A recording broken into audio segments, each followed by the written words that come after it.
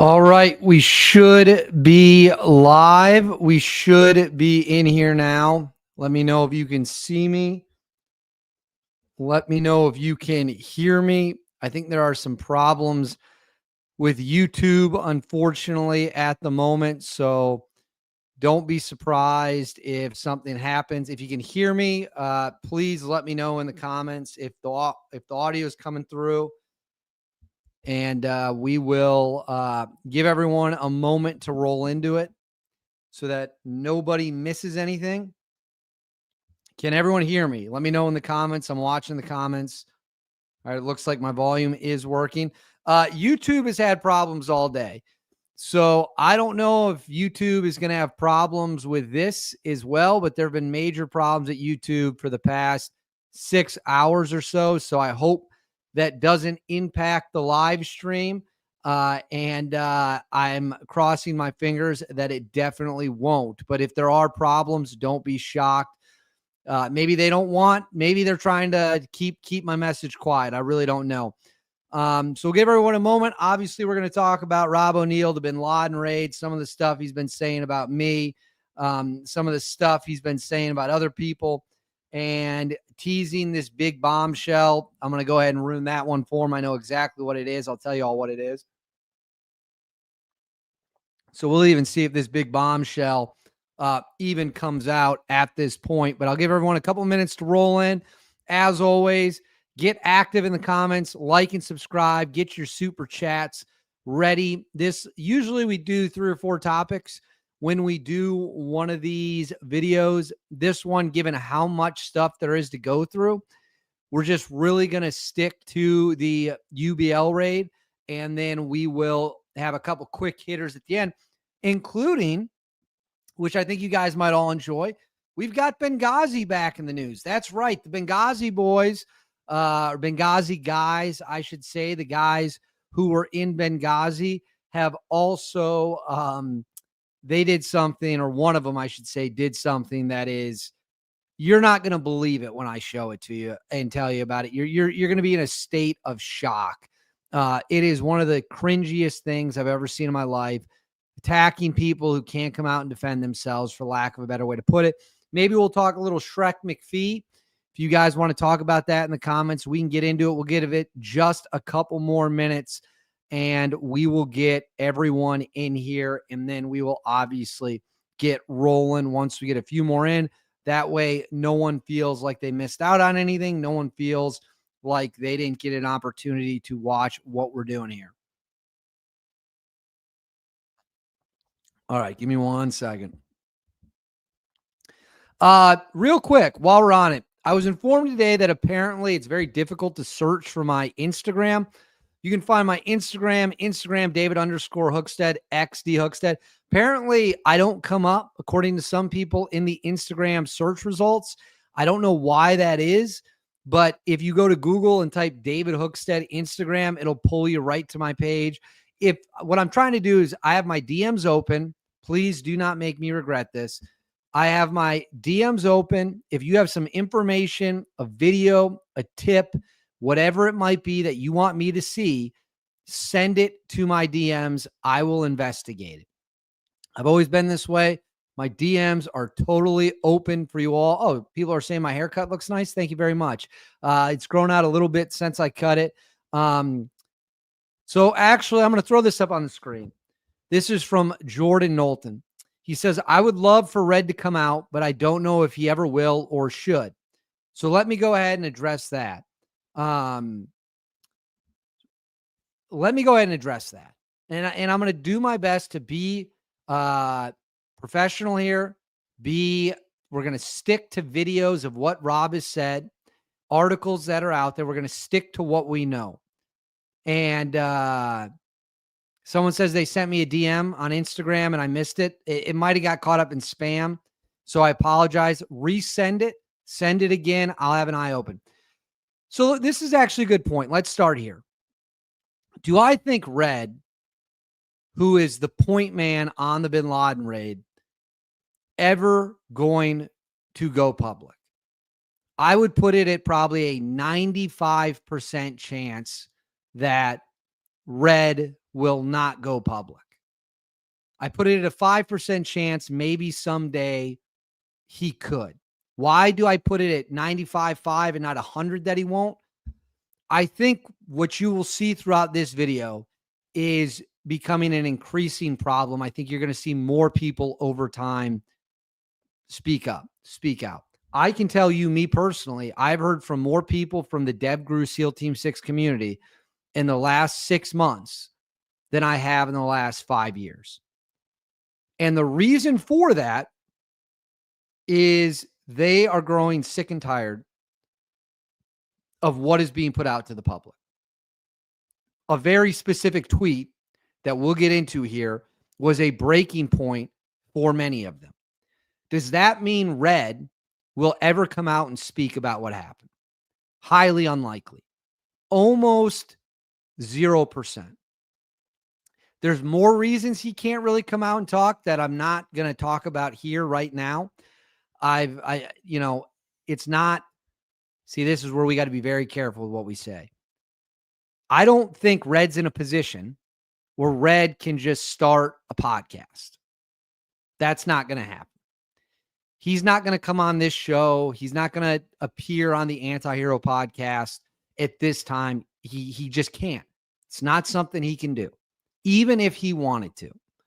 Now, is Red able to get messages to people?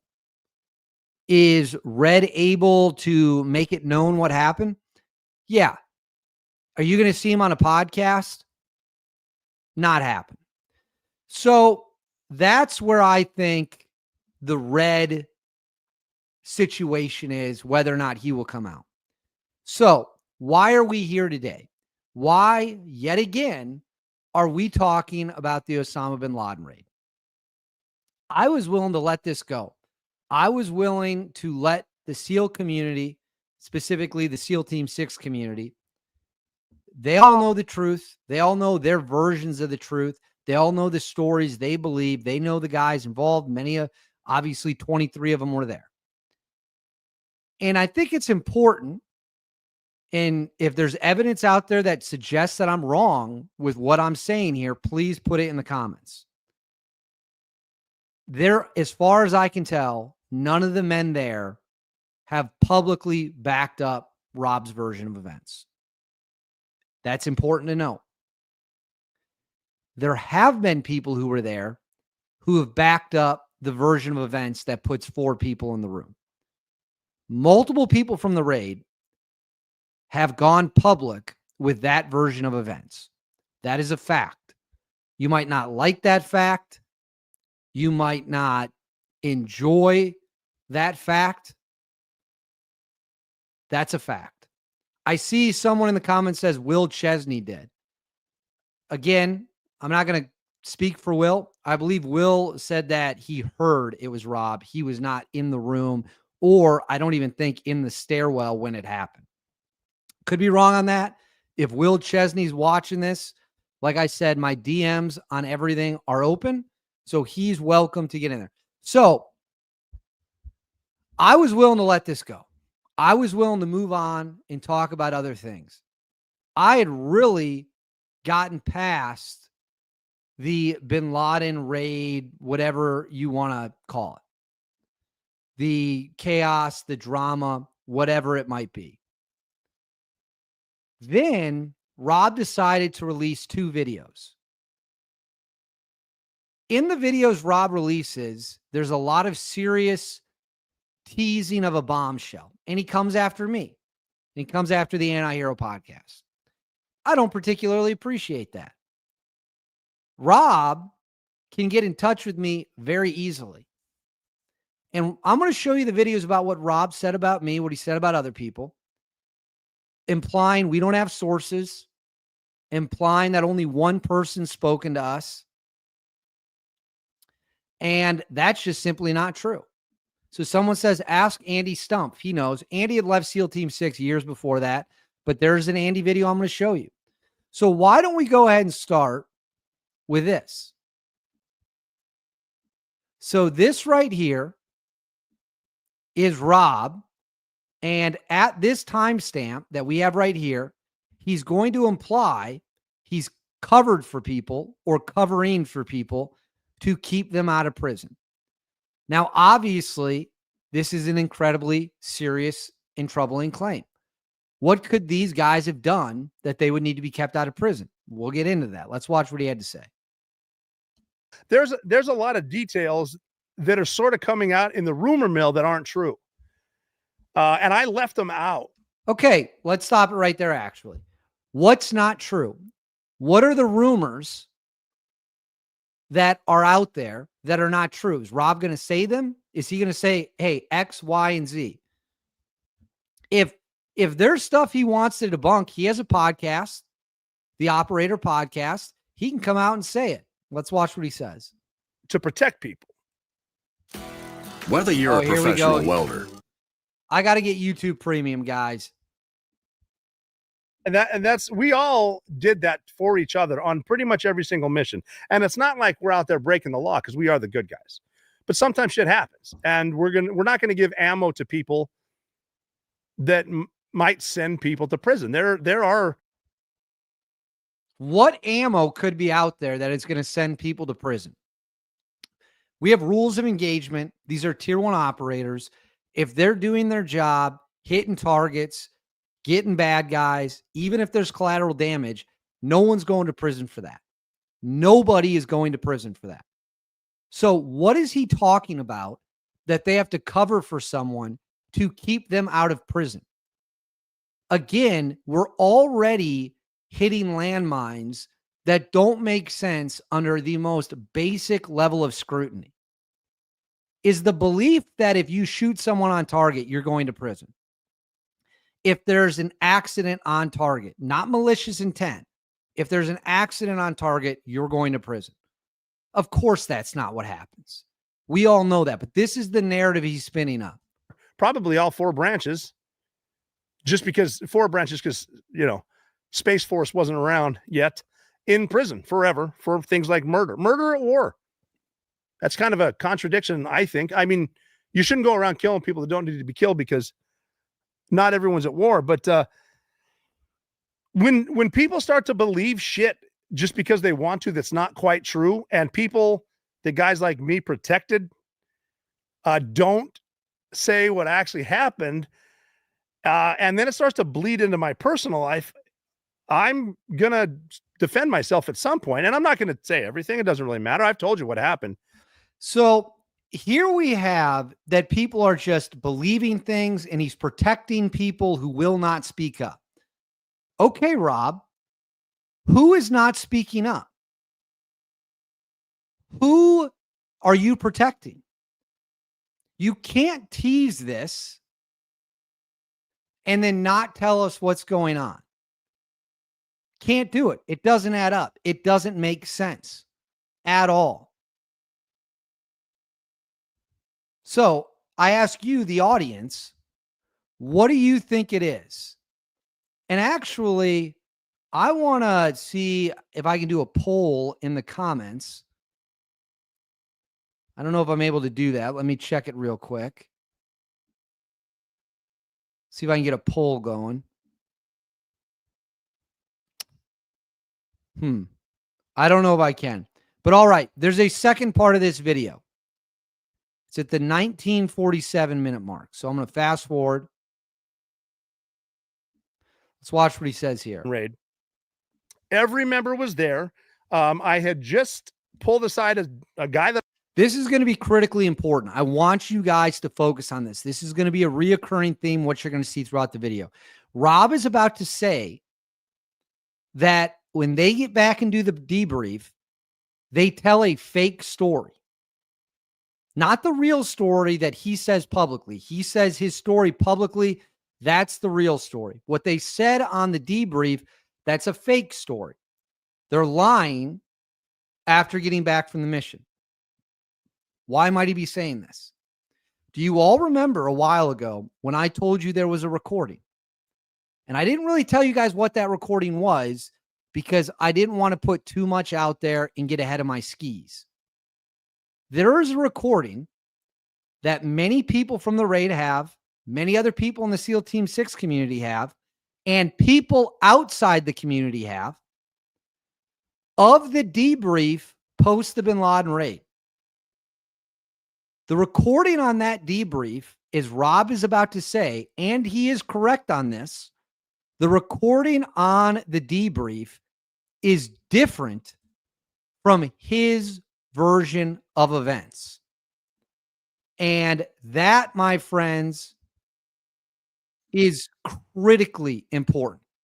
What he's doing here is he's attempting to get ahead of this recording coming out. In my opinion, that's what it appears. But let's watch and see what he had to say. That I was with, his question to me was, where the fuck was everyone? Meaning on the last set of stairs, where the fuck was everyone? There was two of us. And then we went into a room and there was one of us, and that was me. Okay, so we got back, we said that, and then Bin Laden's body was there. This is in Jalalabad, Afghanistan. The woman from the CIA was there, and Bill McRaven, the admiral, the commanding officer for Joint Special Operations Command, which was in charge of everyone, to include SEAL Team 6, Delta Force, TF-160, 75th Ranger Regiment. He's the one that went up there and sold it to President Obama to send SEAL Team 6 in to do this. He's there. Bin Laden's body's there. We're talking to him. Someone said, hey, do you want to talk to the guy who killed them? And he said, yes. They brought him to me.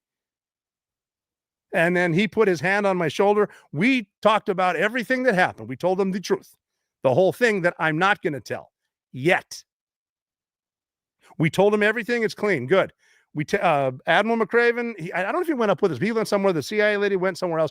We put Bin Laden's body on a C-130. We flew him up to Bagram Airfield, and that's where the three-letter agencies are. That's where we give him the sensitive site exploited materials. The smart guys are on top of him doing DNA tests, taking pictures of him, whatever. And then now we're going to do another debrief. We're going to sit around a room and talk. And then a recorder came out. Click record. Now, in between leaving Jalalabad and getting to Bagram, the guy I was on the set of stairs with, we had a quick conversation. This is going to be critically important. This is where he's going to claim that they scheme up a plan, that they come up with an alternate version of events that is recorded in the debrief. And that's going to explain the discrepancy between Rob's public story and what is on this tape. And I can tell you what's on this tape. This tape is essentially what Mark Owens and others, which we'll get into later, have said publicly. Multiple guys go in. Red is the first shooter. Red is the guy who's credited with killing UBL.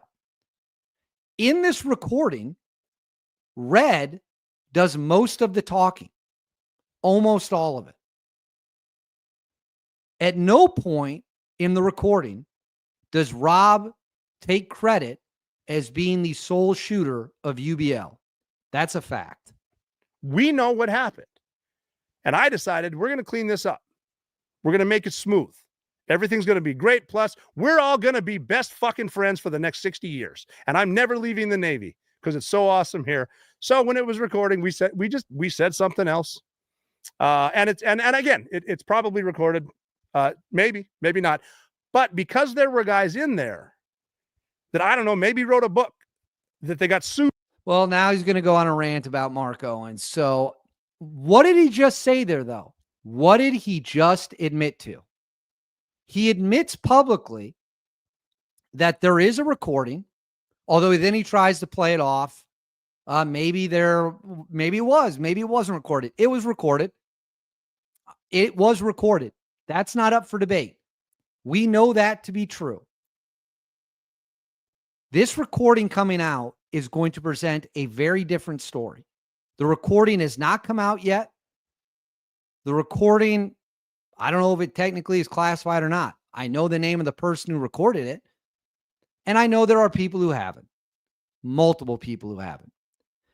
That recording, as Rob just admitted, is very different than the recording, than the story that has been presented to the public.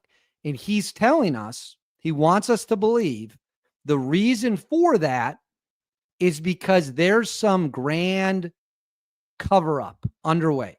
Something happened that was so sinister and so malicious that it had to be covered up. They had to protect somebody.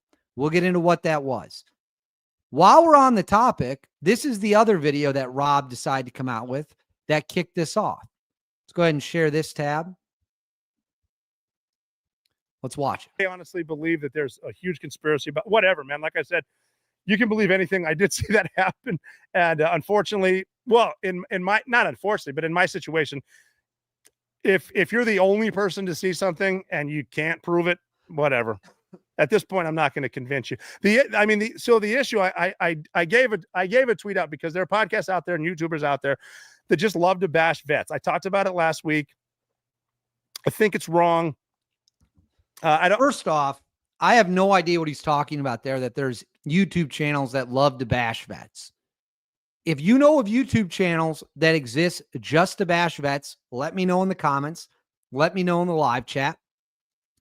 What he's probably referring to is the Anti-Hero podcast, which is hosted by Brent Tucker and Tyler Hoover. They don't live to bash vets. They don't exist to bash vets. What they do is they analyze stories. And Brent is a former Delta Force operator, will analyze stories through the lens of a tier 1 operator. And they bring eyewitnesses. We know this because they did it with Tim Kennedy's teammates.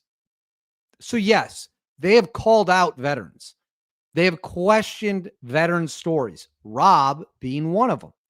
Doesn't mean they hate veterans. Doesn't mean they live to bash veterans. Nate at Valhalla, he's critical of people he thinks hasn't told the truth. He just did an incredible series, 2-part series, probably more coming, on John Shrek McPhee. So the idea these people live to bash vets is so far detached from reality, it's comical. It's not even true. But if you guys know of a channel that just exists to bash vets, let me know in the comments. I'm not going to get into name. There is a podcast that started shit talking me about 2 years ago. He's referring to the Anti-Hero podcast. I'll just tell you what he's talking about. But I like an idiot, mentioned their names.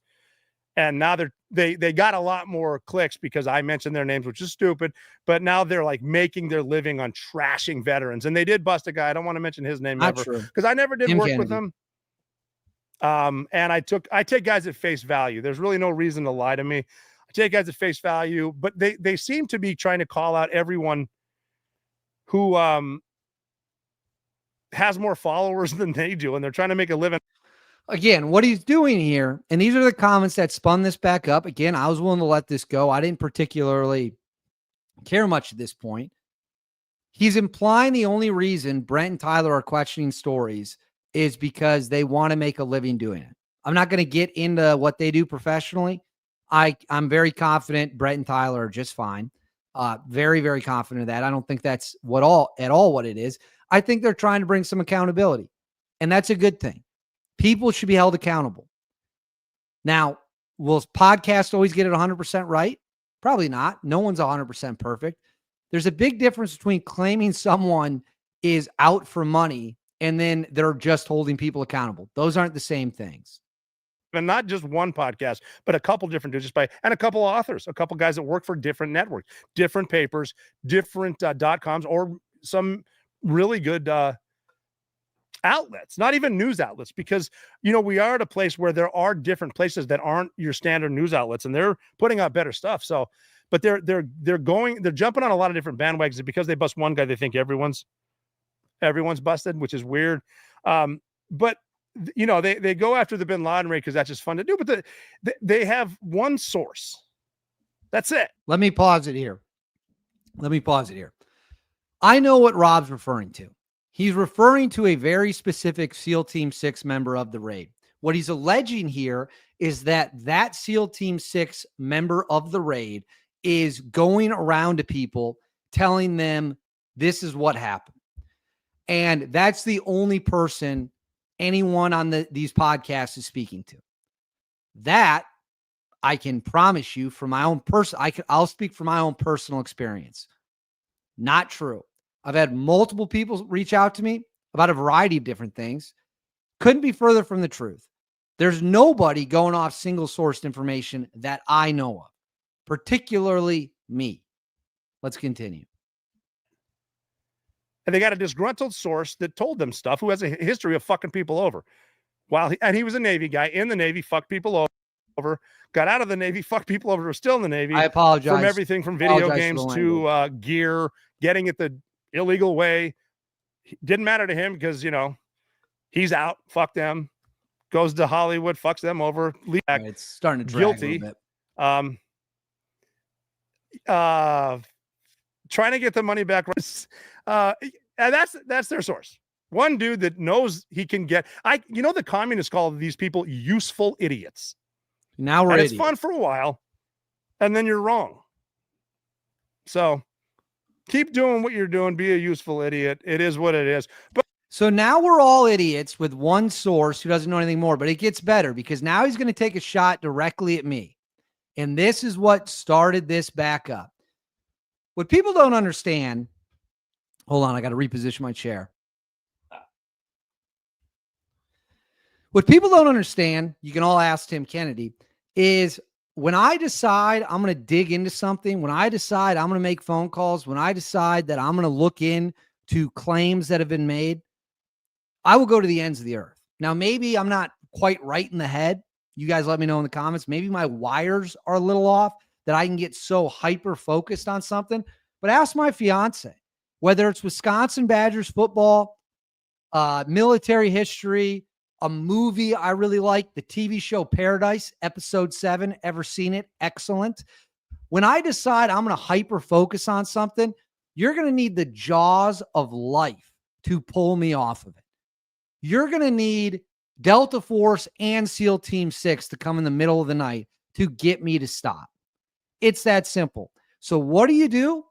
You, for some reason, Rob, decide to come at me, who you've never disputed things I've said. You've tweeted about me and then deleted it after the fact. That's a trend of deleted tweets, which he's about to get into. So I don't have any idea what you are talking about in terms of sources or any of that. And you only have yourself to thank with this comment right here. Thinking I'm funny and trying to put stuff on social media for entertainment, but like you tweet something and then you reread it and you're like, it's like a text. And I give this advice too. It's okay to type that mean text. Just don't hit send for 24 hours to see if it's still funny. If it's not, deleted tweets. I delete tweets. I delete posts on X all the time. But like I mentioned, thank God there's jerk offs out there with no military experience that can take a screenshot and write a nice article about it. Good job, stupid. But all right, that's a shot at me. Let's go ahead and address that. Let's just go ahead and address that. As far as I know, I've never written an article about a deleted tweet from Rob O'Neill. Have I made videos about things he's tweeted that are very weird that then get deleted? Yes, I have. Why would I do such a thing? Why would I do such a thing? I don't know, Rob, because you tweeted this. I got to hide the comments real quick. Do you really want me to tell Red's story? I'll tell it. I kept that MFer or MF out of prison. I'll tell it. Let's go back to what we just talked to in the previous video, not the last one, but the one before that. What is Rob doing? He's talking about keeping people out of prison. He's stringing along this drip, drip, drip of information. He's teasing this life-altering bombshell that could change everything. And apparently is so devastating, it could get people put in prison. So whose fault is this? Is this my fault? Is this the fault of other people on the internet? Or is it this guy's fault for tweeting that he's going to put the point man from the Bin Laden raid, the person many people credit, and I'm running a poll right now. Let's look at the results. 81% of people believe Red killed Osama Bin Laden or fired into him first. Rob is responsible for his own actions. He's the one who decided to go ahead and tweet that he kept him out of prison. So he opened this can of worms himself. And furthermore, now we're really getting into where we're pulling on threads. This brain, wired correctly or not, we're pulling on the threads now. What is this big bombshell? What is Red teasing? He's teasing, I believe, and now I don't even know if he'll say it because I'm putting it out there. He's teasing that Red shot Bin Laden's wife, Amal. We've discussed the magic bullet theory before. His theory on the magic bullet changes from time to time. Sometimes there were shots fired before he got up there. Other interviews, there weren't. There's a magazine article we're going to get into in this where he acknowledges that the point man does believe he did get Bin Laden first, but Rob discounts it. Rob needs to explain this magic bullet. Who fired and shot them all? Well, it turns out we don't even have to wonder, because Rob himself previously tweeted that Red did shoot them all. And this is what is this, I guess, cloud of what they needed to keep covered up, which is what he will try to use, in my opinion, analyzing it, to explain the audio recording that is different in the debriefed audio recording, which, again, I cannot stress enough, we know exists. And I can tell you there will be proof soon from somebody else about this audio tape existing. When that will be, I think in the coming months at the latest. So what he's building up here is that because Red shot the wife, in Rob's own words, you're looking at it on the screen, that they had to cover this up, and that explains to him why there's going to be a difference in the story. Because once the audio tape comes out and he's not on it claiming he killed Osama bin Laden, that's going to be a significant issue, right? We accept that. We know that. We understand that. That's common sense. That's logic. So you got to already have a spin on it to explain the discrepancy. That leads me to this. Pull this off the screen. Let me get this up.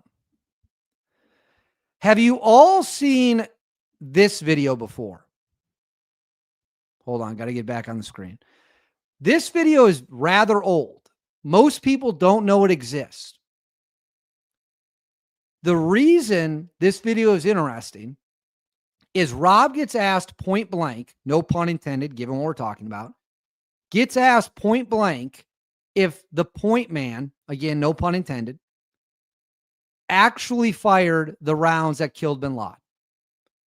He's pressed on the fact that his story differs from other stories. Let's see what he had to say. Watch his facial reaction. Watch how he talks about it. It's also been written that it was the point man who shot him first. I don't know if the point man didn't shoot when I was there. And when I got there, I can tell you what I saw. When we went up the stairs, the point man jumped onto, they did say he took a shot up the stairs. When I saw Bin Laden, he was not hit, and he was standing on 2 feet. And so I've got to assume I shot him the first 2-3 times. I don't. Okay.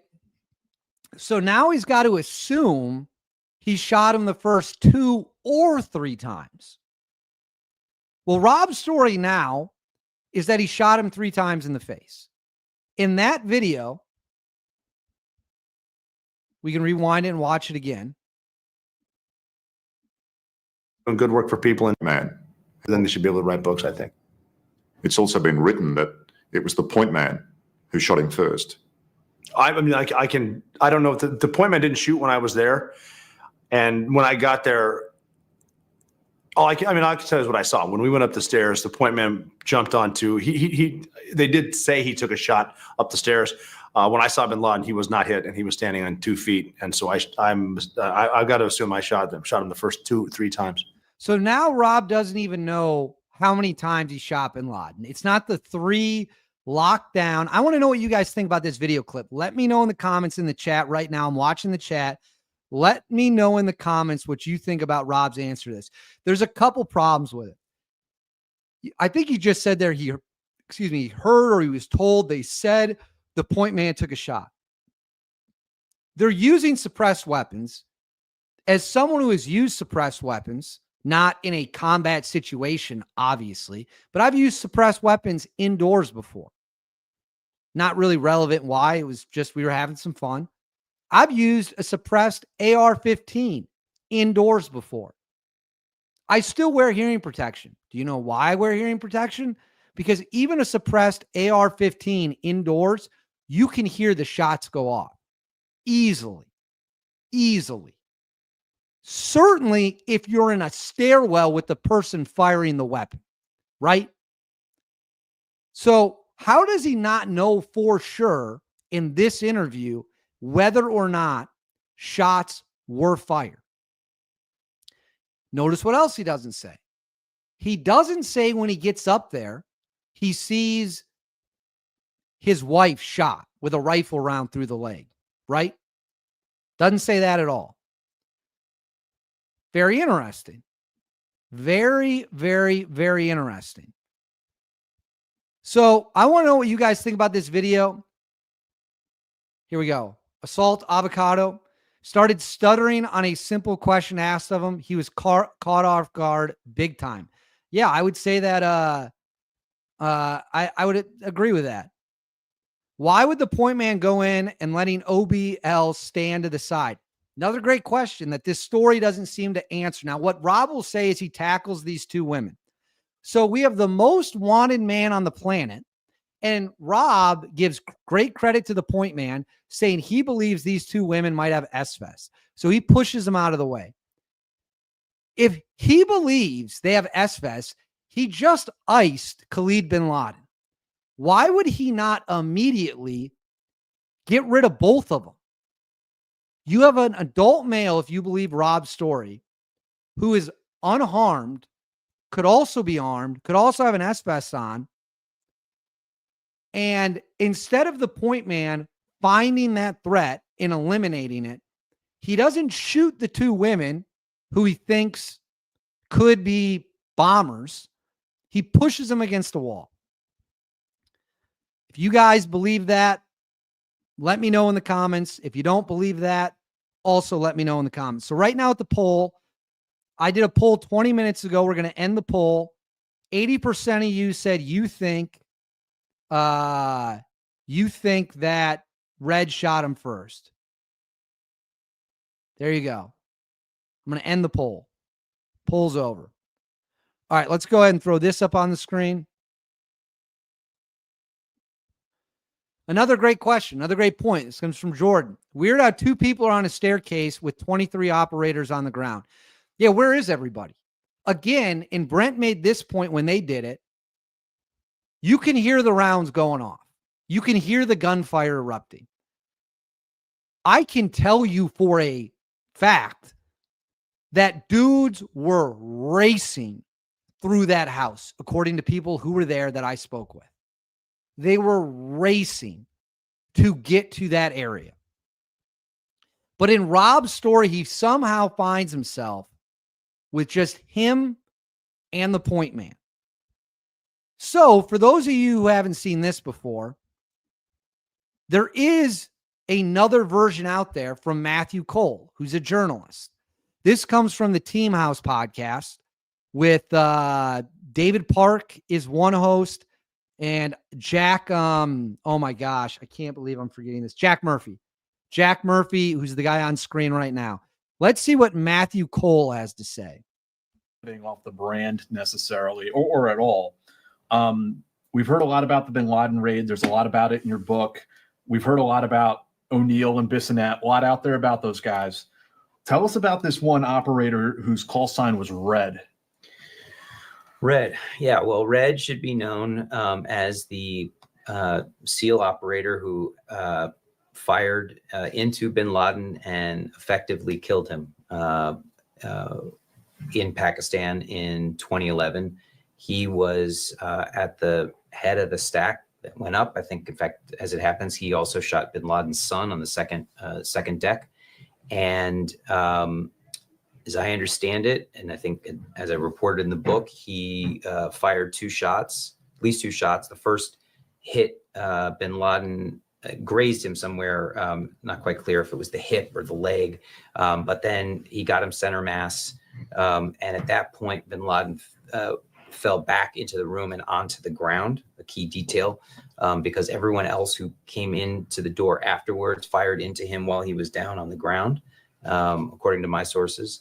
And although it's no... So I'm going to take this off the screen real quick. And I want to show you guys something. Has anyone seen these tweets? Has anyone seen these tweets before? These tweets come from a member of the raid. No, not Mark Owens, or his real name is Matt Bissonette. These aren't his tweets. They're not tweets from Rob O'Neill.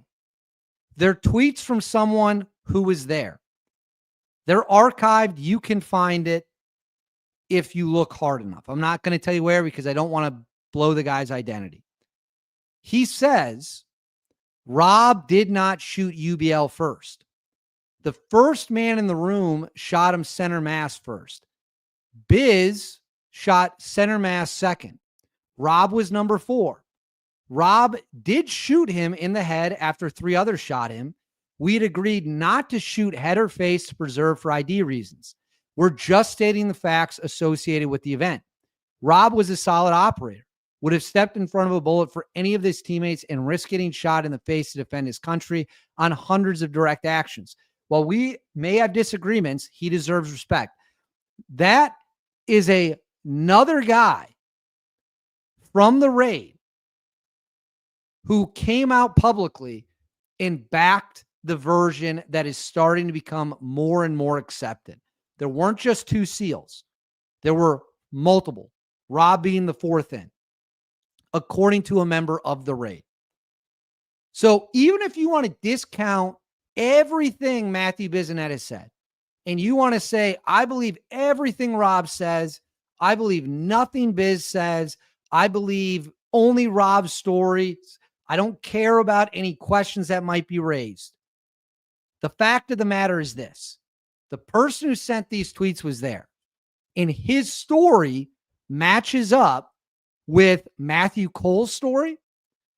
His story matches up with the 4-man shooter element of Matthew Bissonette's story.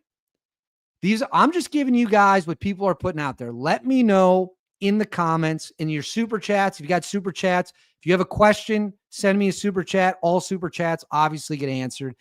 There you go. That's from a member of the raid. And I'm sure people are going to screenshot this, and this tweet will be all over the internet in the next 20 minutes. There you go. Don't take my word for it. Don't take Matt Bissonette's word for it. Don't take Matthew Cole's word for it. Don't take Rob's word for it. This is a dude who's not famous, is not attempting to be famous, and he lays out a sequence of events. Okay? Let's watch this. Let me put this up on the screen. So some of you were asking about Andy Stumpf, and you were asking, what did Andy Stumpf have to say? Well, it turns out Andy Stumpf, who is not a member of the raid, to be clear, but is deeply tied into that community. Let's go ahead and watch what Andy Stumpf has to say. Who's the dude who shot Bin Laden? Rob O'Neill. Rob O'Neill. Well, what's your relationship with him? You good? Well, right away, Andy Stumpf is like, well, I don't know about that. I don't know about that. You can see the grin starting to come up on his face. What is with him? he's been on the podcast a couple times. Yeah. Like Rob, but there was the other guy too. Who's the other guy? Mark. Can we say his real Owen? name? Owen. That's is his nom de guerre. I don't know what his regular name. I'll tell you off air because I don't know how he how he rolls with that. He wrote a book also though, No Easy Day. Yeah. Which that's the one that got all the money. No, he was on Jack Carr's. Oh, he was. Who, to put a bow on it, if we see him as a friend. Yes, close friends. Yeah, I think they went to the same Buds class actually, okay. or nearby. Got it. Yeah, near. Yeah. Let's just say there may be contention between who shot who. Right. Interesting. Between the two of those guys. Beyond that. Right. I've heard that. That's as gently as I can. I wasn't there. See, So there you go. You have Andy Stumpf right there who says, hey, listen, there is disagreement. I just got a tip. I'm going to try to look it up real quick, so stick with me here. So somebody said that, hold on, I'm just checking to see if this tip is accurate. Well, I just saw it. I don't really know if there's much there. So anyways, there you go. So you wanted to know what Andy Stumpf believed? That's what Andy Stumpf believes. He clearly says there's disagreement publicly. There's no disagreement internally. And read into his facial reaction as much as you would like. So we've got Rob going on his podcast, teasing this big bombshell, teasing this. People could be going to prison. People have done things we had to cover up. He admits in his version that he lied in the debrief, that they concocted a fake story. Of all the times to not lie, it feels like that would be the number one time to not lie on a debrief. Just my opinion as an analyst looking at it. Would seem pretty weird. And again, he teases over and over again this big thing. We still have the magic bullet. Who shot them all? Well, Rob told us Red shot them all. And that for some reason, that apparently, if the way I look at it, he's teasing that must be real sinister. Well, let's see what he says here.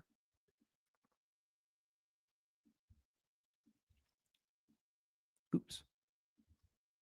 He was already pointing up this last set of stairs that we knew was going to Bin Laden's place, and he just started telling me that we got to go up there. They're probably putting on their vests, but we can beat them to it. We got to go. And he finally convinced me. And I remember, I'm sure he was brave, but I remember even thinking to myself, it's not bravery. We're going to blow up now, and I'm just tired of thinking about it. Let's get it over with. He went one way, I went the other to guard his back, and that's when I saw Bin Laden. And when I saw him, he's a lot taller than I thought. He's a lot skinnier than I thought. But he's not surrendering. He's a threat. He's probably a suicide bomber. I remember his gray beard, and then that's his nose. That's his face. Hit him in the face twice. And he went down again. I shot him one more time. So there we go. Now we know Rob's back to the I fired 3 shots. Now in the previous 60 minutes clip I showed you, is it 2 shots? Is it 3 shots? Do we know for sure? Notice what he doesn't say here, though. He doesn't say that there were just shots fired, or he hears about shots being fired. Now it's very smooth. Now it's very calculated. So in this version of events, where were the bullets that shot them all? Where'd the magic bullet come from? Again, the story, it's these little holes that can't be added up.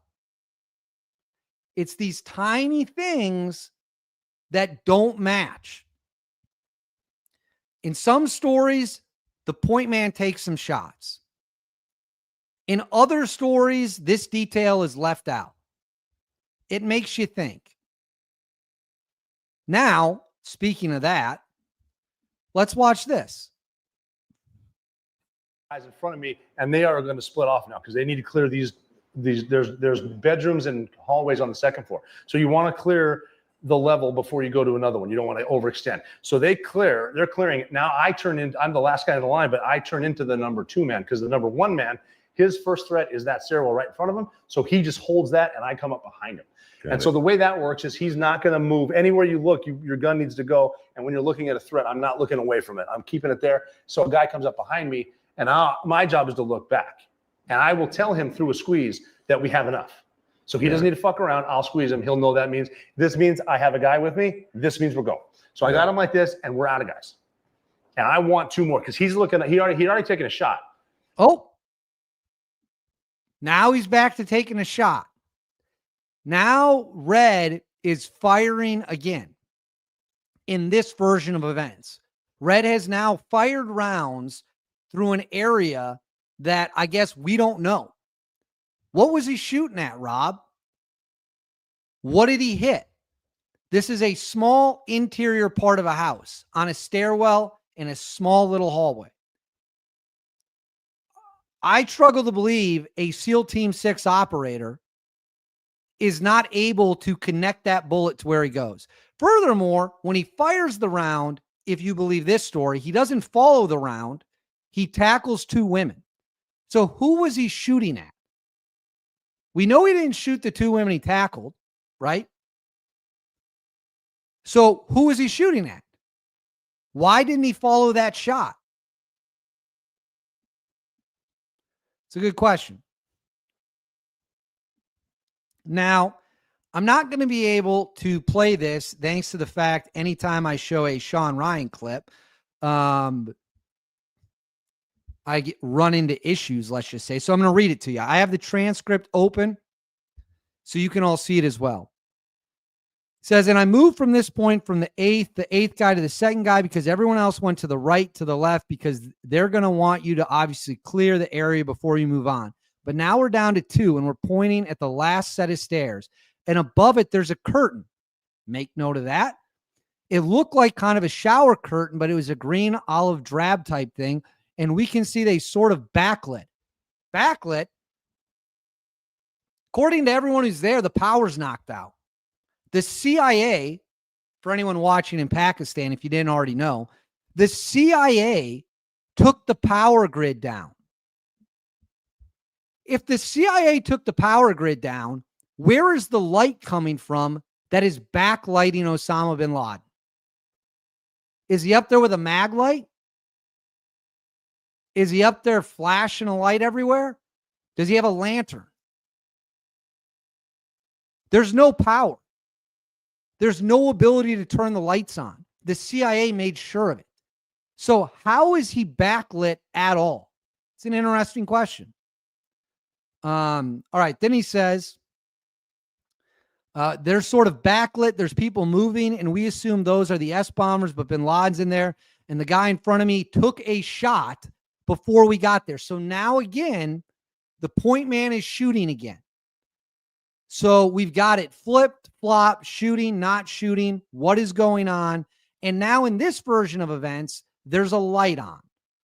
Somehow bin Laden's compound was able to defeat the CIA taking the power grid down. I don't know, man.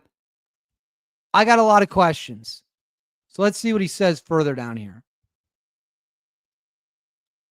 Well, he does the whole Medal of Honor thing. Standing 3 feet in front of me is Osama bin Laden. He's got his hands on them all, his wife's shoulders, and I don't know what he's doing. He's not surrendering. He's not maneuvering. His hands are on her, and I remember thinking he's taller than I thought. So he just tells the same story. She's been shot. That's not up for dispute. He's been Amal has been shot. So she's been shot by this magic bullet, which he claims Red fired.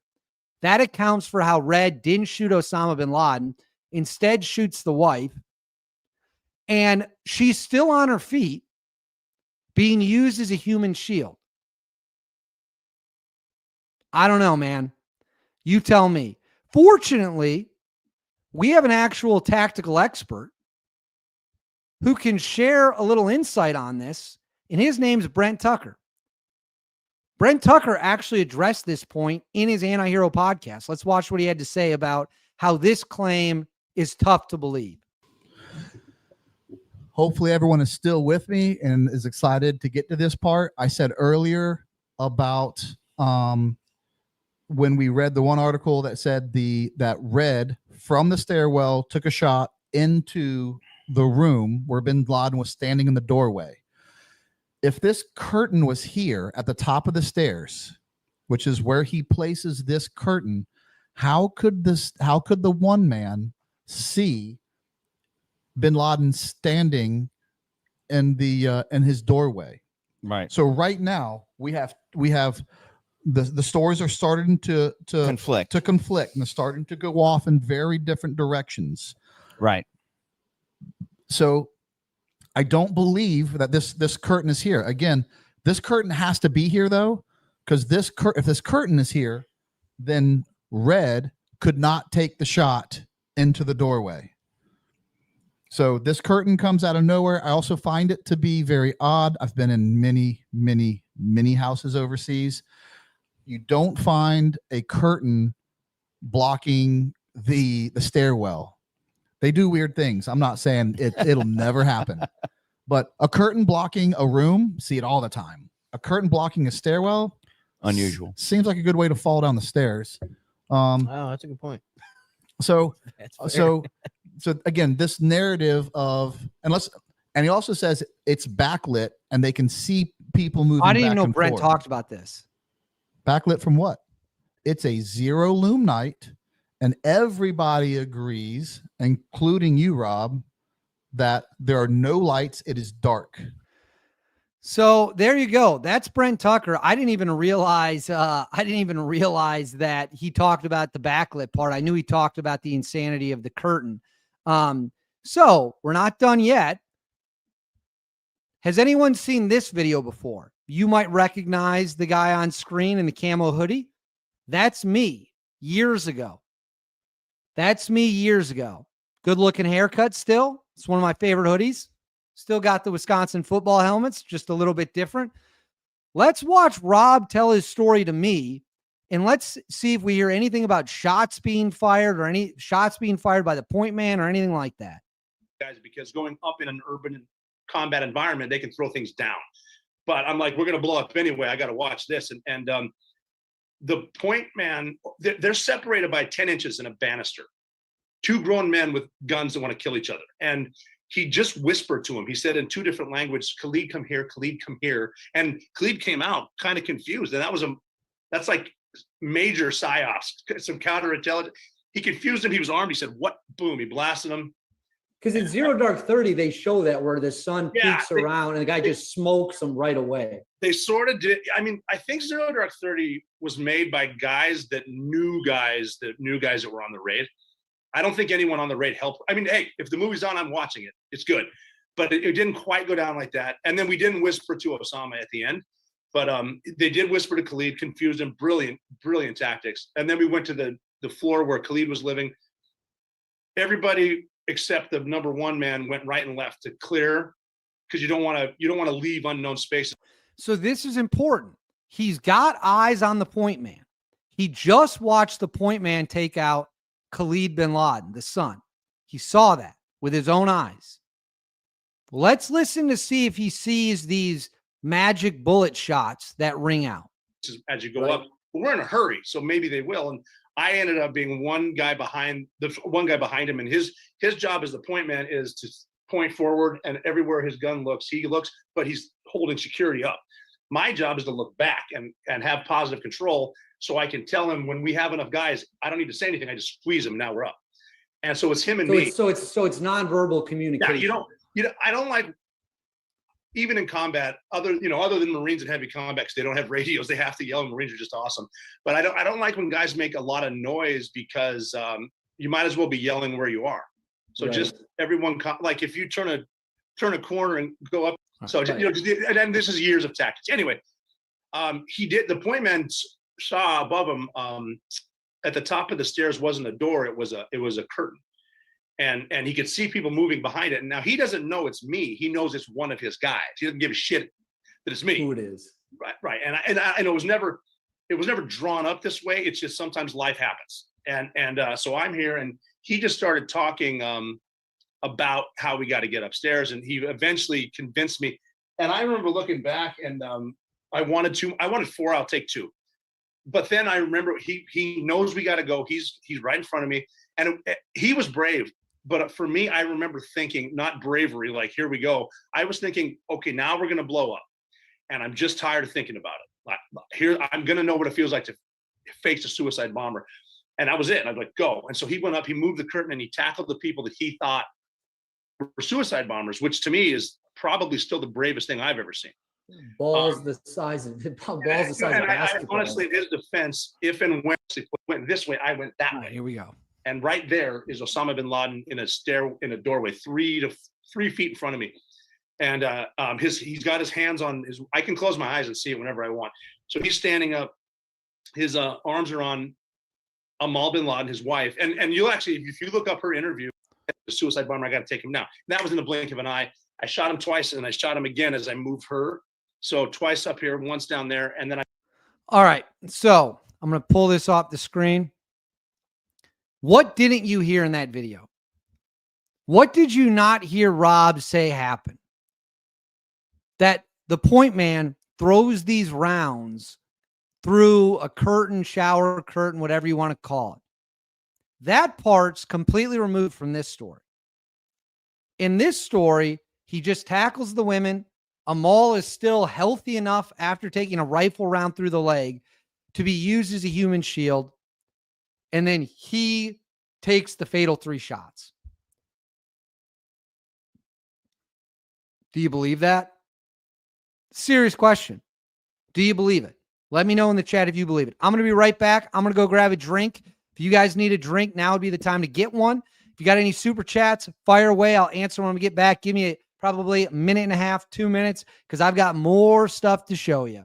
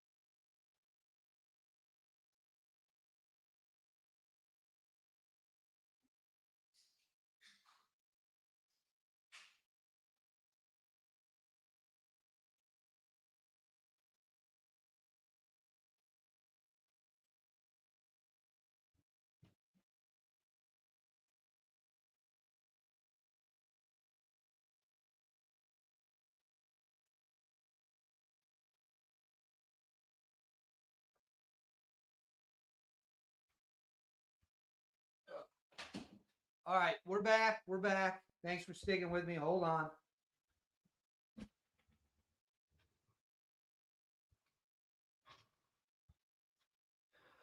All right. Hold on. All right.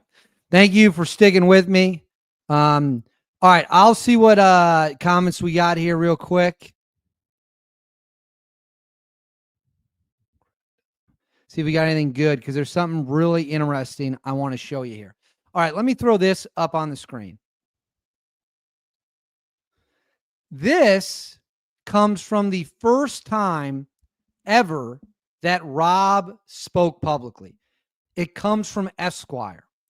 I know that there's been a lot of talk about this article. I know that, it's probably one of the most famous in terms of the whole thing. But what does he say right here? Let's read this. The point man at that time saw a guy on the 3rd floor peeking around a curtain in front of the hallway. Bin Laden was the only adult male left to find.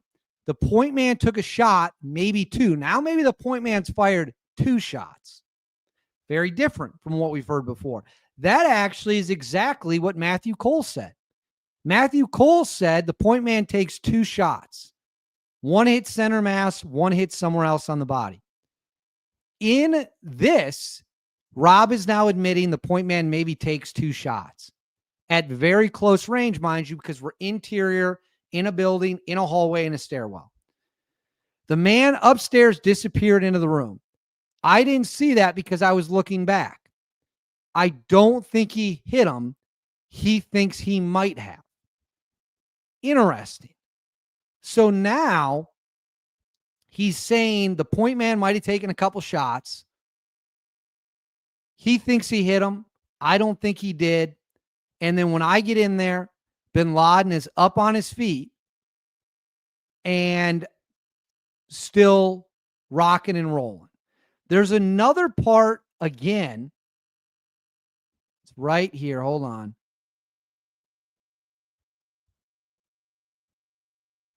Where is it? Okay, here we go. This is going to be important too.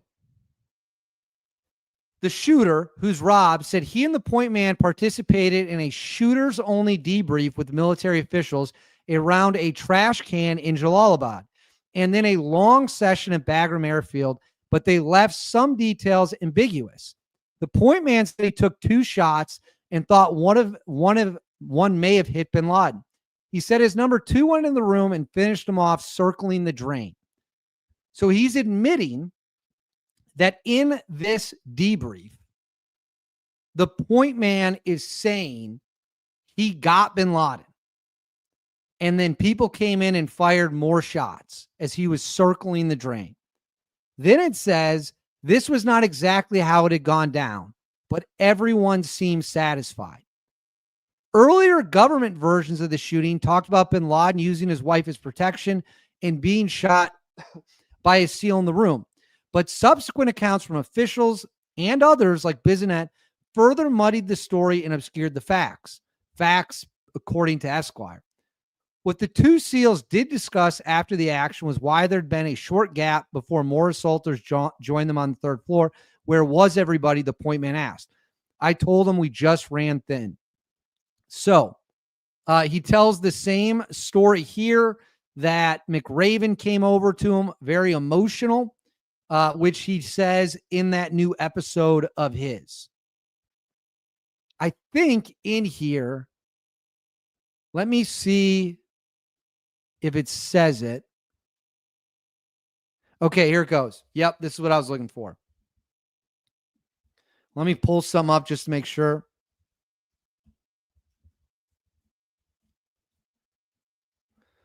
I want to make sure I have this correct.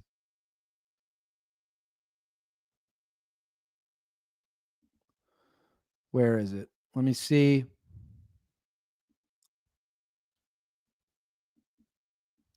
Give me a second. I don't know what is going on. Okay, let me just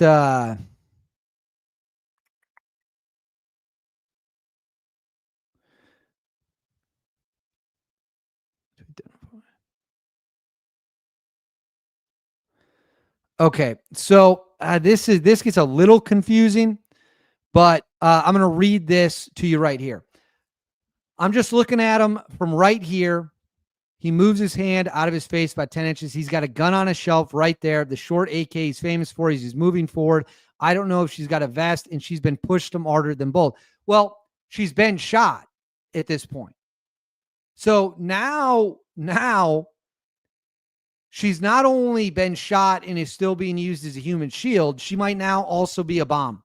He's got a gun within reach. He's a threat. I need to get a headshot so he won't have a chance to clack himself off. All right, so this is what I was looking for. Hold on. Let me see if I can find it. This is what I was looking for. Let me see if I can pull this up.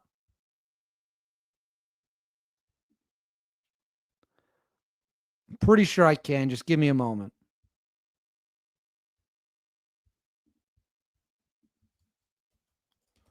Sorry, guys. Trying to find this.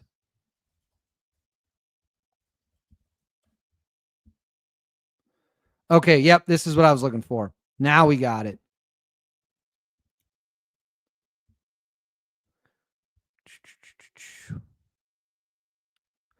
Let me share this on the screen for y'all. All right, can you guys see that? I'm going to highlight this right here. The American soldiers who killed Osama bin Laden found his 2 guns only after he was dead, while they photographed his remains, according to new new account of the AQ's leader's final moments. The Associated Press revelation will add further fuel for critics who say U.S. forces, well, that's just complete nonsense. Here we go. Blah, blah, blah.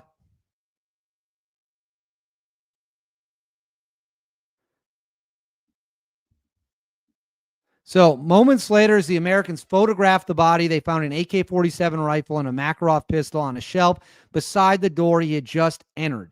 So they find the guns after they've already killed him. I'm going to put this back on the screen.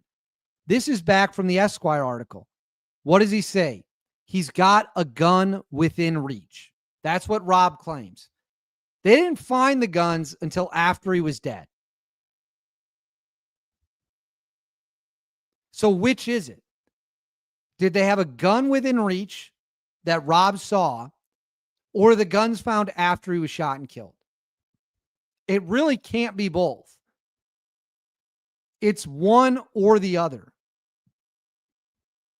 And then let's look at this piece. This comes from the Navy Times. This piece is 11 years old. Let me get the exact.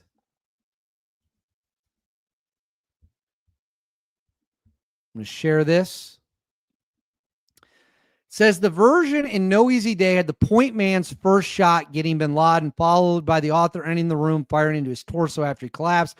O'Neill said that's the version in the debrief. So even 11 years ago, Rob had already started to say that, yes, the debrief is going to be different. What we told on the record was essentially a lie. But he's backing up. He admits to backing up Bissonnette's version, Matthew Cole's version, and the Navy SEALs tweets I showed you. But it was cleaned up from what really happened. He asserted Bissonnette got there too late to see what had happened. So let me pull this off the screen for you. I want to know what you guys think right now. Let me know in the comments. Let me see. I'll do. Almost knocked my. I almost knocked my. I'm going to start a poll.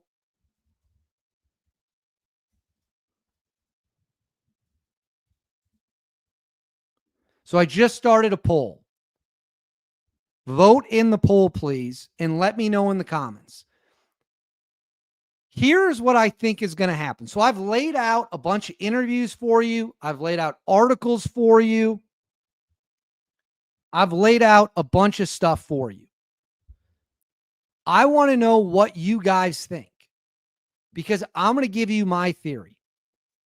My theory is Rob is going to repeat what he previously said, and he is going to use the fact Red might have shot them all as an attempt to keep him silent.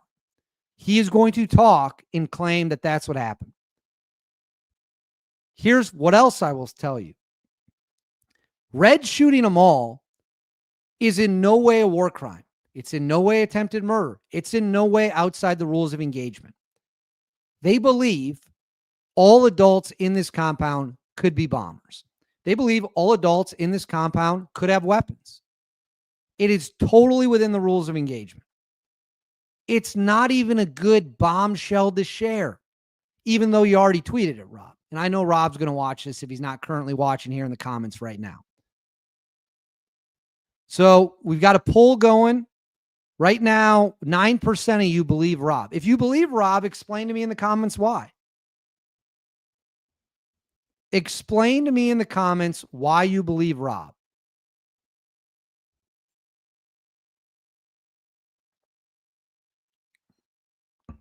That's my prediction. I think the bombshell, the drip, drip, drip, the teasing of something coming is going to be that he's going to claim Red shot them all, which he's already publicly done. So I guess we don't even really have to speculate. What are his intentions with this? I don't know. I don't know if it's to pressure someone to be silent. I don't know if it's to pressure them to come out and back him up. I honestly don't know. But that is my prediction about what is going to happen here. That's the big bombshell he's teasing. So we've got Dale right here. Dale says, I honestly don't know if I believe him or not. You and Brent bring up good points. Well, thank you very much. I would like to think that I'm not here to tell you what to believe. I am here to present what I have found, and then you guys can come up with your own conclusions about what you think happened. So now 11% of you believe Rob. What do we got here? So let's address this. Why were they DOD approved? I assume you mean why was the book DOD approved? A DoD book approval process is looking for classified information. They're looking to see if you're revealing tactics, techniques, and procedures. They're looking to reveal if you're revealing something not readily known to the public. The person at the Pentagon or DoD reviewing your book is not fact checking it for accuracy. That's just the reality of the situation. Do I know what plate carrier DevGru uses? I don't have a clue.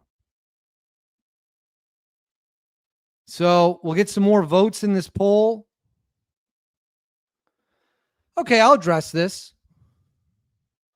Dave, did you initially believe Rob shot UBL? Well, to be clear, Rob did shoot UBL at some point. That's not what's up for debate. The debate is, did he get the first shots into him? That's what's up for debate. And I would say my opinion on the subject has changed greatly over time.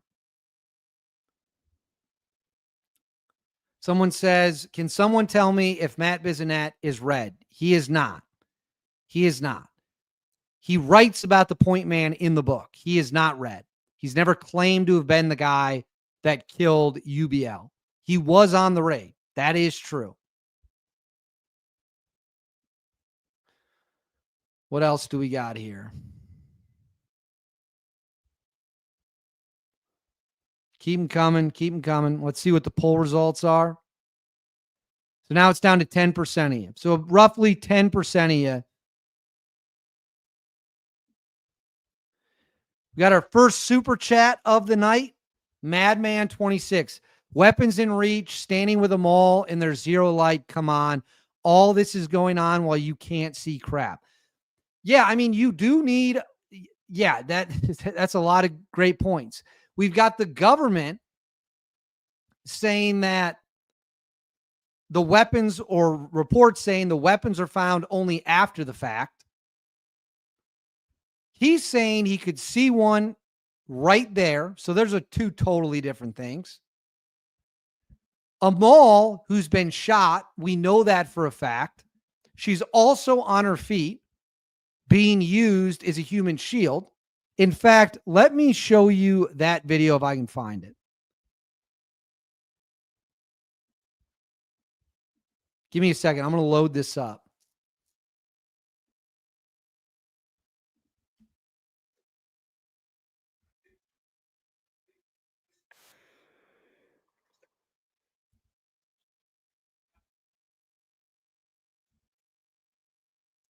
Hold on. I'm gonna pull up this video because he actually gets asked about this inconsistency, or how it's possible that with a bullet hole in her. All right, let me share this on the screen for you.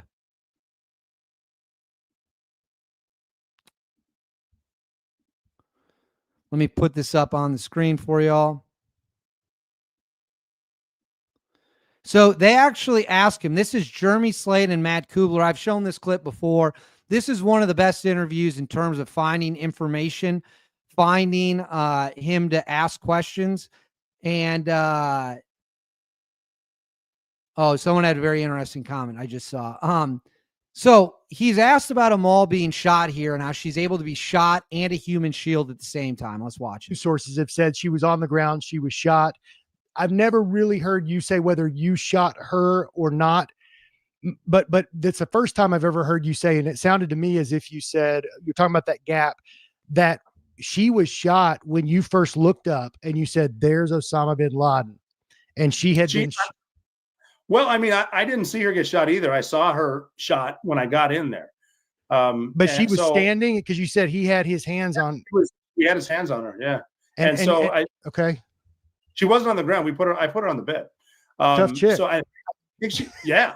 You know, it's so weird too. I mean, not to get off, just the. So there you go. I'm going to wrap up this portion of the show. I want to know what you guys think. Do you think, who do you believe? I just want to know, be honest with me. If you think that everything I've shown you, Rob's story is still accurate, then say that. I'm not going to be offended by that. You're all welcome to your opinions, but I'm telling you right now, that's the bombshell he's teasing. He might not do it anymore now that I pulled the rug out from underneath him, if you will.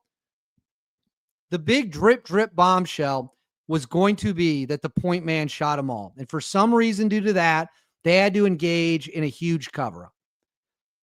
Admitting that or claiming that you covered up everything for the official debrief, but now this is true, is a massive red flag. A massive red flag. So the other thing to keep in mind here, Red ain't going to talk. I hate to burst everyone's bubble who says he is. He's not going to talk. If he was going to talk, it already would have happened. He's living his life. And he deserves that. He deserves the right to live in peace. He's not trying to be famous. He's not trying to cash in. He's just out there. And there's other reasons he can't talk to. But he ain't going to talk. So we have to analyze this to the best of our ability. So let's see what we got for comments. If O'Neill's watching, he should super chat and ask for your address. Well, speaking of which, we're going to take a hard pivot here. I'm debating if I even want to mention this because it'll just start a huge problem, I'm sure. Let me think. All right. Do we all remember about 8-9 months ago when the Benghazi stuff all kicked off again? And it was a complete circus, just a whirlwind of insanity. I'm not making this up. This is 100% true.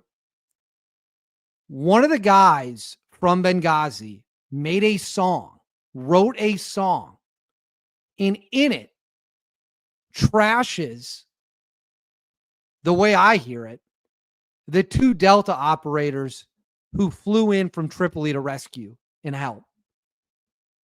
And you're going to think I'm making this up. You can go to my Instagram story right now, and you will see the song this guy made. They made like a country music diss track. I can't even believe it's real, but it is. This Benghazi nonsense is getting out. We got people writing diss tracks, country music diss tracks about 2 guys who have never gone public and never said a single word about what happened that night. So, listen, I can't play the song due to copyright issues. And I want this video to stay up. Go look at my Instagram story. It is a freeze frame from the song mentioning the 2 Delta operators. It is banana land. It was 13 years ago. And we got people writing diss tracks about it in the year 2025. Unbelievable.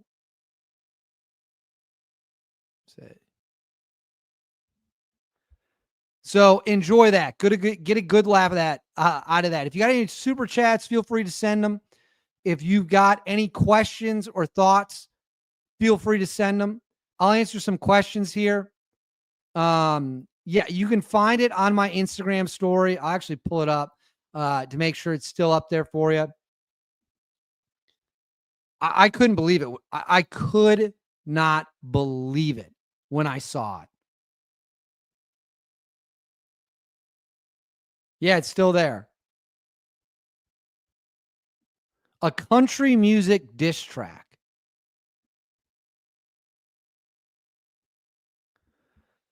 Oh, man. Odd.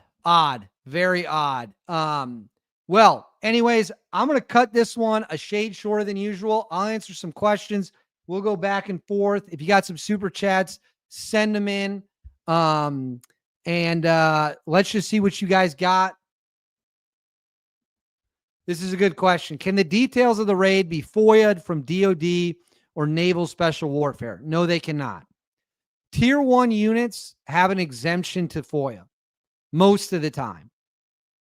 And I believe the exact carve out is any regularly deployed unit is exempt from FOIA request most of the time. So no, you will not be able to FOIA anything. Here we go. We got a super chat. Thank you again, Madman26. Sarah Adams blocked me instantly on Twitter when I asked where the ISR footage was. ISR footage from Benghazi. Yeah, Sarah Adams blocked me. Let's see if I can let me see if I can find what Sarah Adams blocked me for. It was just got.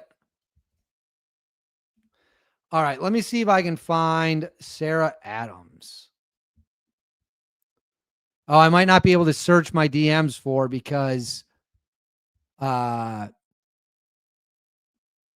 me see if I can find it. Whoops. Hold on.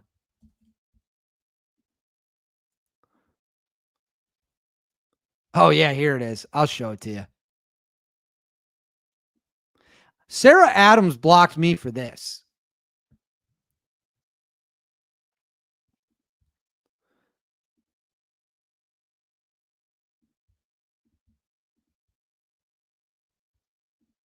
So, I got to pull your comment off the screen. She tweeted that the, quote, Delta Boys actually called the terrorists who set up the mortar strike for help. If we're going to start exposing things, let's be honest. I think there was more to it. Sarah, could you expand on this at all? Also saw you tweet the award citation is accurate. How confident are you in that? Being a good journalist, asking questions. Sarah, just circling back on this to see if you had any further details that could be added. Blocked. I got blocked for that. She put out an insane claim, pinning serious claims on the two Delta operators in Benghazi. I asked her a simple question. You want to expand on that claim at all? Blocked. Maybe don't make claims like that if you can't back them up.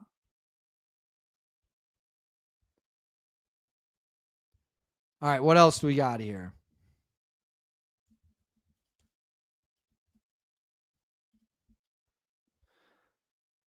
What else we got? So yeah, Sarah Adams. I'm not overly impressed. B Stonewall, you're awesome, DH. Well, thank you very much. Don't tell my fiance. I won't tell my fiance you said that because Shelby does not need my ego getting any bigger whatsoever. But I appreciate the kind words. I appreciate all you guys watching. You are the ones who make this fun.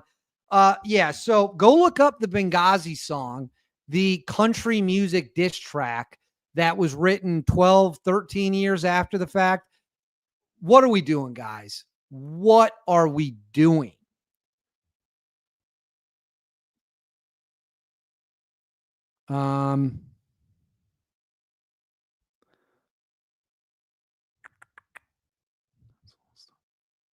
Where's the dog?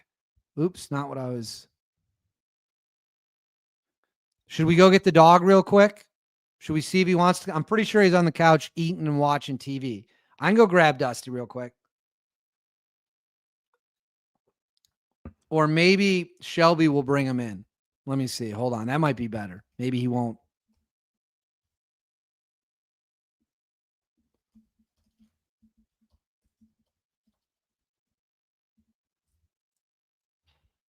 We're going to see if Dusty can come in. I love how Dusty's become more popular than me. The fans want to see Dusty. They don't even want to see me. They just want to see the dog. Oh, I think here he comes.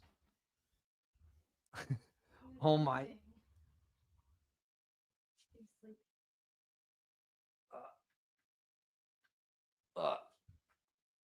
Here he is. He showed up wrapped in a blanket. Dusty, can you look at the camera?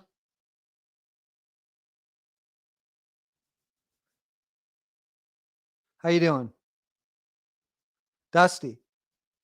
He's very confused. He hates being lifted up. Oh, there you go. Oh, no, he's had enough. Here he goes. Yeah. He sees Shelby in the room, and he likes Shelby a lot more than he likes me. So he wanted to get back on the couch. All right. Shrek McPhee. Yes. So if you guys haven't seen, actually, I'm going to go do that right now. So I've had a couple people ask me what happened to my Shrek McPhee video. I'm actually going to put it back up right now. Where is it? All right. It should be back up now. The reason I took the Shrek McPhee video down briefly was because it was getting bombed by all of his fanboys, I assume, crushing it with dislikes, negative comments. And when you do that, it can screw up future videos. It can tank you in the algorithm. It can ruin the next 3 or 4 videos you release.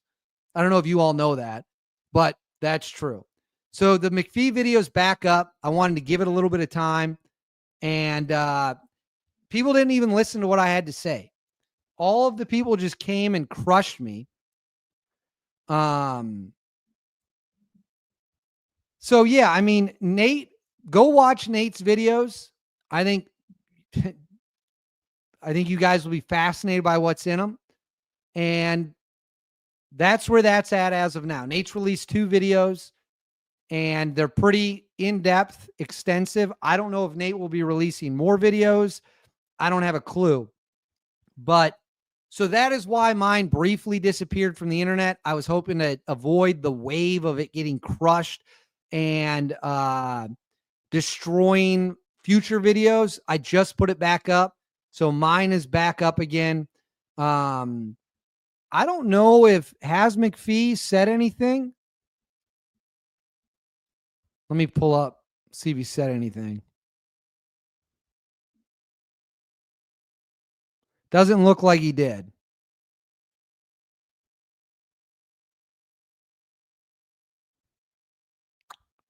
No, I don't think he did.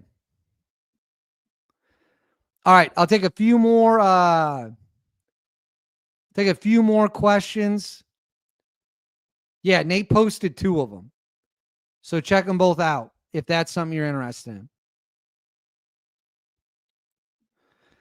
What else can we talk about? Oh, real quick. We are seeing a ramped up effort in the war against the drug cartels.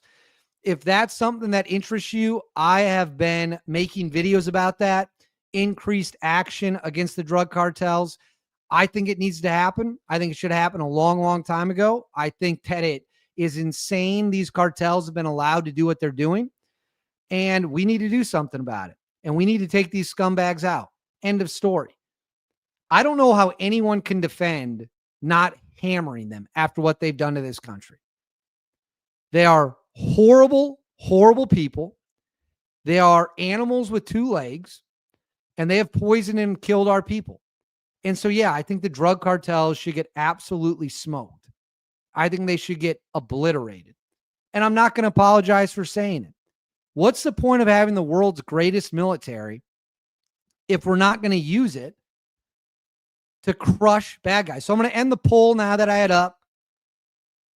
14% of you believe Rob, 86% say no. So we'll end the poll.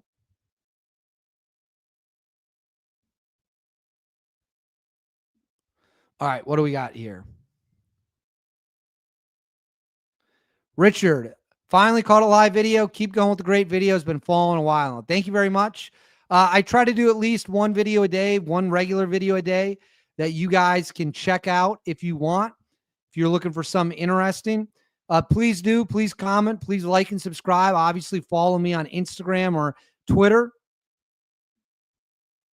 Bring back Bob, Nate, and Gilly for another story time. So he's referring to 3 Delta Force members that I interviewed a couple years ago. Very, very, very funny guys, hardened combat vets, legit operators, just the real deal. They're unit members. I mean, talk about guys who've been at the tip of the spear, right? Doesn't get more real than that.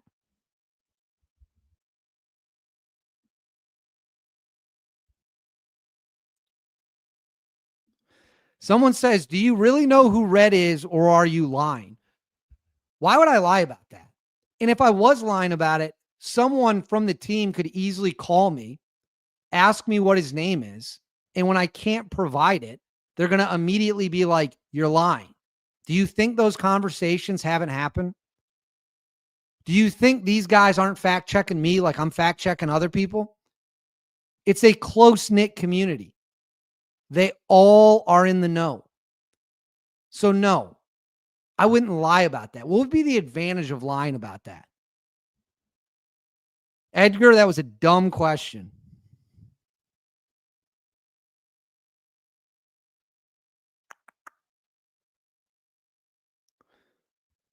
All right. So we'll just do a couple more minutes, then I'm going to jump. I hope you guys let me know in the comments if you found this useful, if you liked the information I shared, if you thought it was good information.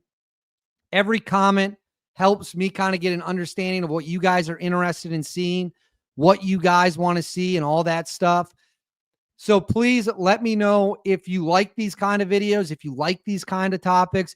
Your super chats are always super appreciated. It helps. Every dollar goes right back to making this bigger and bigger. Have you thought about doing a report on the Tongo ambush? Obviously a very tragic situation. I personally have not, just because I don't know enough about it, other than I know it was a horrifying incident in Africa that cost the lives of some very great Americans, and it shouldn't have happened. There should have been more assets out there to protect them. There weren't, and it's tragic. I wish I knew more about it. If I knew more about it, maybe I would do an episode, but I just frankly don't, and I'm not going to do an episode on something that I'm not confident in.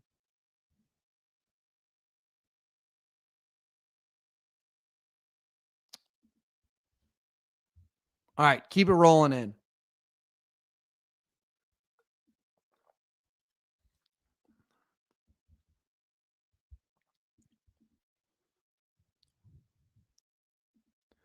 Madman26, always love your lives, Dave. Thank you very much. And if you guys have a topic you want to see me talk about, no matter what it is, let me know and I will look into it. And that's why I said my DMs on Instagram and Twitter are both wide open. You guys can jump in there. And if you guys, okay, well now Edgar's saying he was joking. Love you, man. Don't get, well, I wasn't getting mad. It's just like, you got to understand that I have a lot of people who try to call me out as if I haven't done my due diligence. So I didn't realize, Edgar, you were joking. That's my bad. I apologize. Should have seen it for what it was. Shouldn't take this too seriously. So I do apologize. Okay, this is bullshit. Since when have I ever talked like I was a tier 1 operator? When have I ever pretended to be a tier 1 operator? When have I ever pretended to be in a direct action raid? I go out of my way, actually, to make it crystal clear I was never in the military. I say it all the time because what I don't want to happen is for someone to hear something that I said and think I'm lying about my background or who I am. Like, I don't know what you're talking about. I have never once pretended to be something I'm not. And I'm quite proud of that.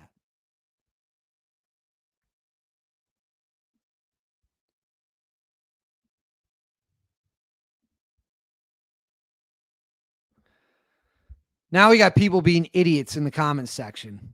Par for the course. But I love you all the same.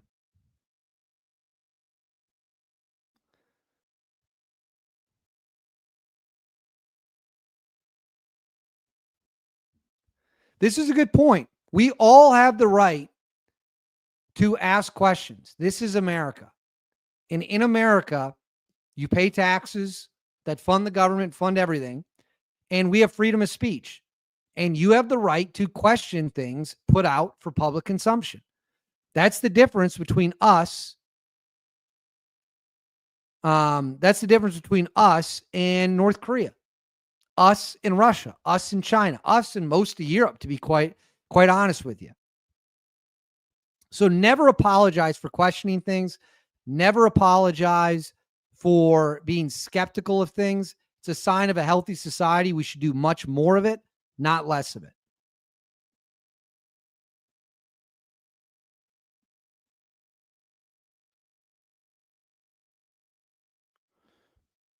All righty. All right. I think that's about it for tonight. I had a couple other things I was going to touch on, but quite frankly, I feel like we did such a good job of staying narrow focused that there's no point in getting off the path now. I hope you guys enjoyed it. I hope that you guys learn something or at least question what you're told. Don't believe anything on face value. Always look into it more. Always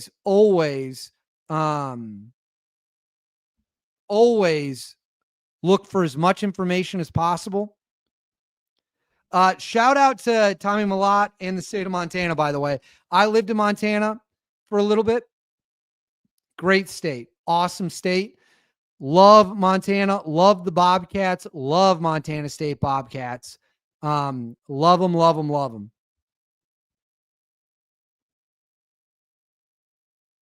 Here we go. That's talking. Question everything. That's correct. Question everything the government tells you. Question everything people in public tell you. If you hear me say something that doesn't sound right, question that. If you find out that I said something incorrect, bring that to me, and I'm more than happy to admit I was wrong. I've been wrong about things in the past. I'll be wrong about things again in the future. That's just the way the world works. So yes, question everything at all times. But anyways, guys, this has been a ton of fun. As always, I'm going to keep looking into subjects. I'm going to keep looking into whatever is going to go on out there. I thank you all for being here with me for the ride. Give me a follow on Instagram and X. Instagram right here, David_Hookstead, X D Hookstead. Give me a follow there. Thank you so much for taking time out of your Tuesday night to spend it with me. It means a lot. I couldn't do this without you guys. Without you guys, it would just be me alone talking to a camera, and that would be completely pointless. We're all in this together. We're one big family doing this. We're one big group doing it. So you guys play just as big of a role as I do, probably, honestly, a lot bigger of a role. So thank you for being here. And it's been another great Tuesday night, a little bit shorter than usual. I apologize for that, but I'll catch you all next time. You guys have a great night.